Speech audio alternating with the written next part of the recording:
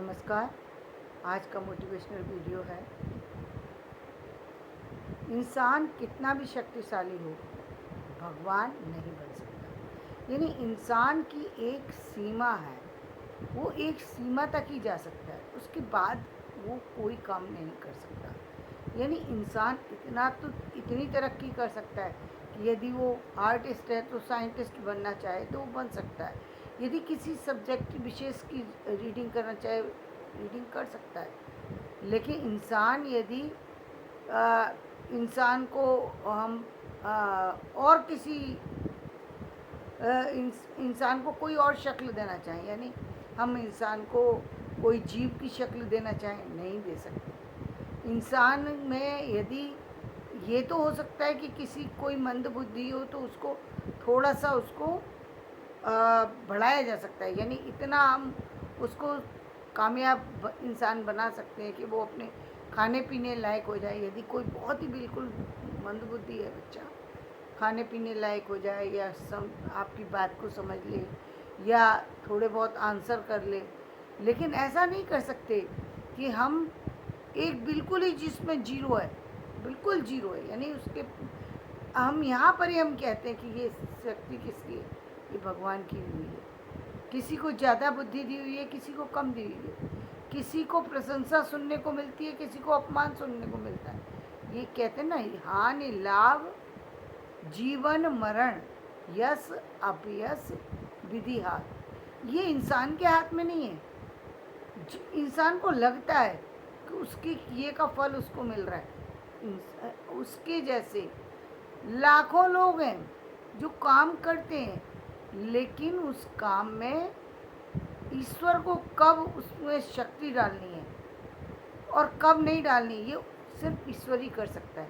कितने बीज हैं जो इस धरती पर उगाए जाते हैं, कितने बीज डाले जाते हैं। कुछ बीज जो है वो उग जाते हैं और बाकी बीज नष्ट हो जाते हैं। ये सब क्या है? ये सब प्रकृति का खेल है। इसी तरीके से कब इंसान जो है बच्चे के रूप में जन्म लेगा, कब नहीं लेगा। हमें ये लगता है कि बहुत सी चीज़ें हमारे द्वारा की जा रही हैं, वो हमारे द्वारा नहीं की जा रही, वो प्रकृति प्रदत्त चीज़ें हैं।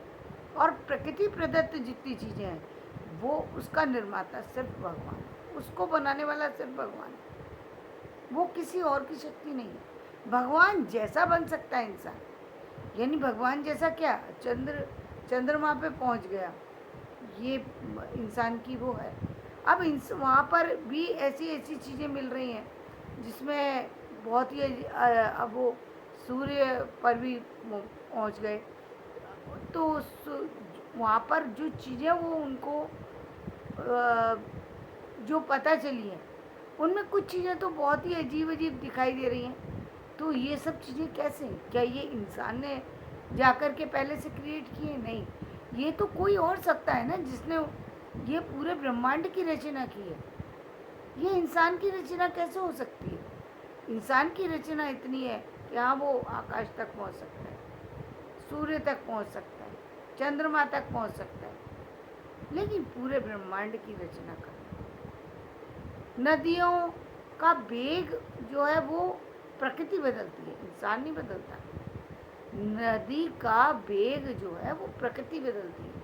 यानी बारिश आई, तूफान आए और एक रास्ता कहाँ से कट जाएगा, कहाँ तक चला जाएगा, कौन सी चीज़ हट जाएगी, कौन सी चीज़ रह जाएगी, ये प्रकृति का खेल है, ये इंसान का खेल नहीं है। बड़े बड़े मनुष्य के बनाई हुई चीज़ें रखी की रखी रह जाती हैं। जब प्रकृति अपने पे आती है तो सब नष्ट हो जाता है, सब पैदा भी हो जाता है। कितनी चीज़ें, कितने चीज़ें जो प्रमाण मिल रहे हैं कि धरती के अंदर समा गए, अंदर चीज़ें समाई हुई हैं, पानी पानी हो गया ऊपर, पता ही नहीं है कि नीचे है क्या। और एक समय आएगा वो पानी वहाँ से हट जाएगा और फिर वहाँ पर चीज़ें ऊपर आ जाएंगी और फिर वो जो दूसरी जगह वो पानी स्थान ले लेगा। तो ये धरती का जो जो धरती पर जो गतिविधियाँ चलती हैं, जो मनुष्य का मन चलता है, जो उसका दिमाग चलता है, ये प्रकृति प्रदत्त है, ये इंसान के द्वारा डाला हुआ नहीं है। इंसान इससे क्रिएट करता है चीज़ों को। यदि ये सही है, यदि इंसान का दिमाग सही है, जब हम बात करते हैं ग्रह की, ये ग्रह किसी इंसान के द्वारा बनाए हुए नहीं है। ये जब जन्म होते हैं व्यक्ति का, उस समय जो प्रकृति की स्थिति होती है वो उसका असर बच्चे पर होता है। लेकिन वो समय निर्धारित करने वाला कौन है? ये तो प्रकृति है ना। कि उस समय में ही बच्चा पैदा हुआ, 1 मिनट का अंतर हुआ। 1 मिनट पहले सूर्य जो है वो अस्त था और 1 मिनट बाद सूर्य आ गया। जब सूर्य आने के समय बच्चा हुआ और सूर्य न रहने के समय हुआ, तो दोनों में फ़र्क हो जाएगा। दोनों स्थितियों में फ़र्क हो गया। अब ये फ़र्क सिर्फ और सिर्फ एक जो ग्रह के ज्ञाता है यानी एस्ट्रोलॉजर है वो बता सकते हैं। ये पूरा साइंटिफिक चीज़ें हैं। इसके बारे में जब आप चर्चा करते हैं तब आपको पता लगती है कि आप हर व्यक्ति को अलग अलग देख रहे हैं। हर व्यक्ति की जो प्रकृति है, जो उसका बढ़ने का क्रम है, जो उसकी समझ का क्रम है, वो अलग अलग है। एक बच्चा 1 साल का 1.5 साल का होकर के बहुत सी बातें करने लगता है, और एक बच्चा जो है वो 10 साल का हो जाता है तब बातें करना शुरू करता है। या बहुत से बच्चे तो बहुत पूरी पूरी उम्र तक बात नहीं कर पाते। तो अब ये तो प्रकृति की देन है ना। और ये प्रकृति मनुष्य के कर्म के अकॉर्डिंग उसकी इन स्थितियों को बनाती है, क्योंकि उसको उतना कष्ट पाना है वो पाता है, उस व्यक्ति विशेष के पास पहुंचता है। हमें अपनी रचना इसलिए दिखाई देती है कि हमारे द्वारा पैदा हुआ है, ये इसका रिश्ता हमने जोड़ा। लेकिन सच्चाई ऐसी है ही नहीं, सच्चाई ऐसी नहीं है। सच्चाई कुछ अलग है। संसार में जो चीज़ें बताई गई हैं वो चीज़ें उसी तरह से चल रही हैं। अब हम क्या कहते हैं कि हम कुछ जाति विशेष में हम चले जाते हैं, कहते हैं इसमें तो ये 7 जन्म की हिंदुओं में बातें कही गई हैं, पता नहीं मोहम्मडन्स में या और धर्म में कही गई है या नहीं जानते। लेकिन हाँ, यदि हिंदू में कही गई है तो इसका मतलब संसार का हर व्यक्ति जो है वो 7 जन्म लेता है। सिर्फ हिंदू जन्म नहीं लेते हैं, पूरे संसार के हर व्यक्ति को 7 बार जन्म लेना है। ये प्रकृति का नियम है कि उसको 7 बार मिलना ही मिलना है। 7 बार प्रकृति मौका दे रही है कि भाई अब भी संभल जा, अब भी संभल जा, अब भी संभल जा। लेकिन इंसान है, इंसान की जन्म में, इंसान की के रूप में जन्म लेकर के प्रकृति इसलिए कहती है कि मैंने तुझे जन्म दे दिया, तेरी जैसी चीज़ थी वैसके अकॉर्डिंग मैंने तुझे जन्म दिया। अब तुझे काम तो तुझे करना है ना, अगले जन्म के लिए या इस जन्म को बदलने के लिए, दोनों चीज़ों के लिए।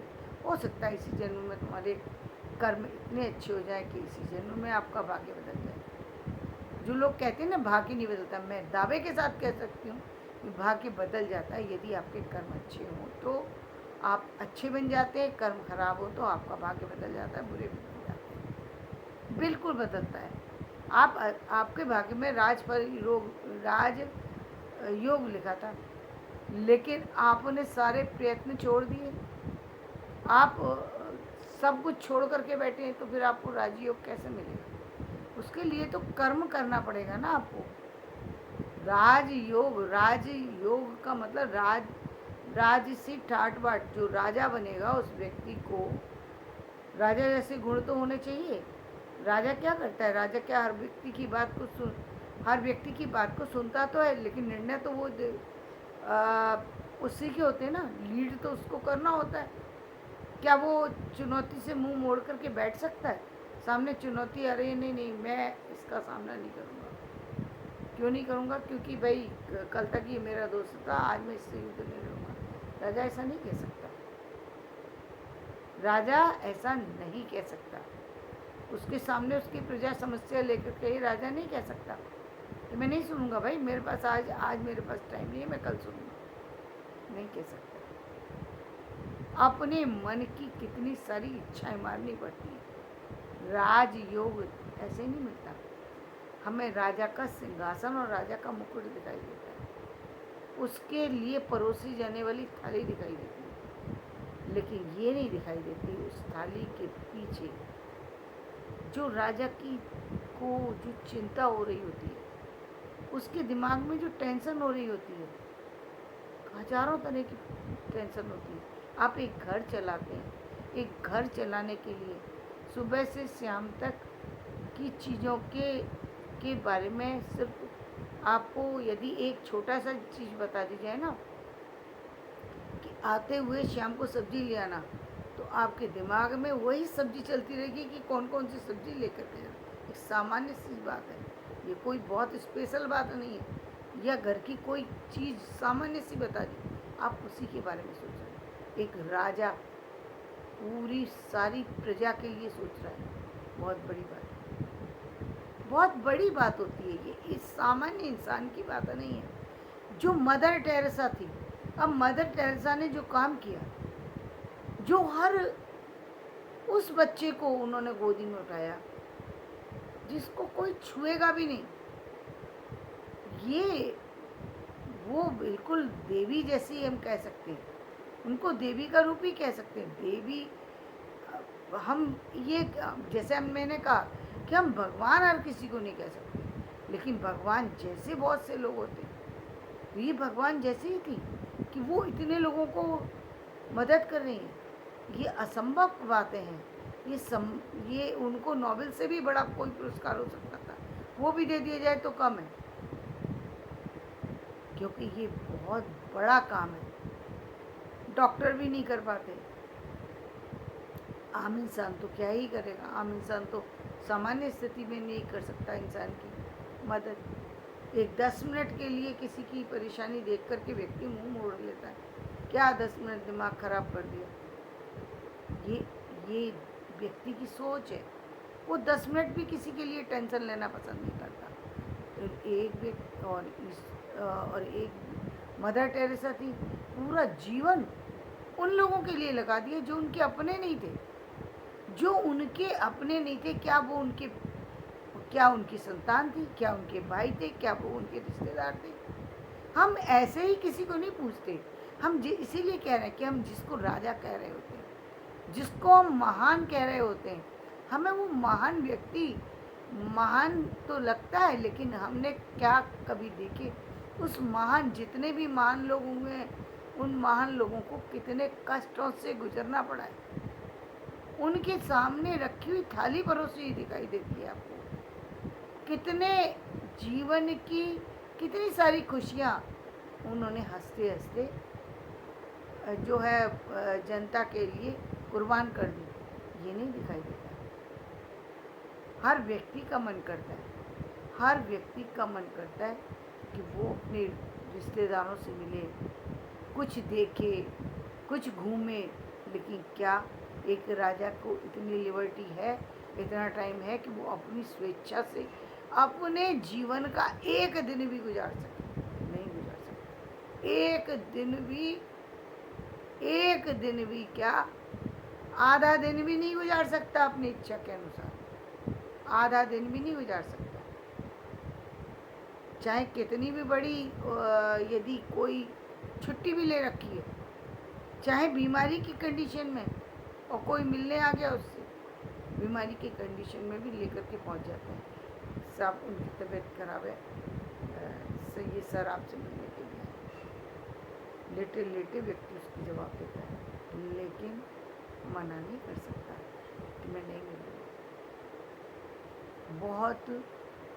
बहुत डिफ़िकल्टी से व्यक्ति गुजरता है। हाँ, वो अब यदि ऑपरेशन थिएटर में ही है तो एक व्यक्ति की मजबूरी है, तब तो एक मजबूरी है कि अब उसको स्थिति ही नहीं रही। यानी कि इन सारी बातों का मतलब ये है कि एक तो उतना बड़ा बनना बहुत मुश्किल है, यानी जो व्यक्ति खास होते हैं वो भगवान जैसे तो बन जाते हैं, लेकिन वो भगवान जैसे लोगों को बनने के लिए अपनी बहुत सारी चीज़ें कुर्बान करनी पड़ती है, तब जा कर के वो भगवान जैसे बनते हैं। ऐसे ही कोई खास नहीं हो जाता। बहुत तकलीफ़ें होती हैं, और तकलीफ़ों को तकलीफ़ नहीं कहते हैं वो लोग, वो उसको हँसते हँसते ज़िंदगी कहते हैं उसको। तकलीफ़ के तरीके से व्यक्ति देखने लगेगा तो उसको नहीं चला सकता। जब वो उसको एक जिस तरीके से एक माँ बच्चे की पीड़ा को तकलीफ़ कह कर के नहीं पुकारती, वो अपने खुशी का अनुभव करती है, इसलिए वो पीड़ा वो हँसते हँसते झेल जाती है। वो चाहती है मेरा पुत्र हो, इसलिए वो पीड़ा हँसते हुए झेल जाती है। क्यों? क्योंकि वो अपनी संतान चाहती है मैं अपनी संतान को गोदी में लेकर के खिलाऊं। वो सुख पाना चाहती है, वो चाहती है कि मेरा पति मेरी संतान को अपनी गोदी में ले, मेरा परिवार मेरी संतान को अपनी गोदी में ले। इसी से मैं पुत्रवती कहूँगी, इसी से मुझे स्त्री होने का गर्व महसूस होगा। हालांकि व्यक्ति विशेष के हाथ में कुछ नहीं होता, लेकिन फिर भी एक ये इच्छा है, इसीलिए वो इतने कष्टों को सहन करती है और फिर भी बच्चे के लिए तैयार हो जाती है। तो ये जीवन का चक्र है। जीवन में यदि आप इसको जितना भी उपयोगी बनाना चाहते हैं, इसको उपयोगी बनाइए, जितना भी कर सकते हैं इससे काम कीजिए, लेकिन कभी भी अपनी सीमाओं को मत पार कीजिए।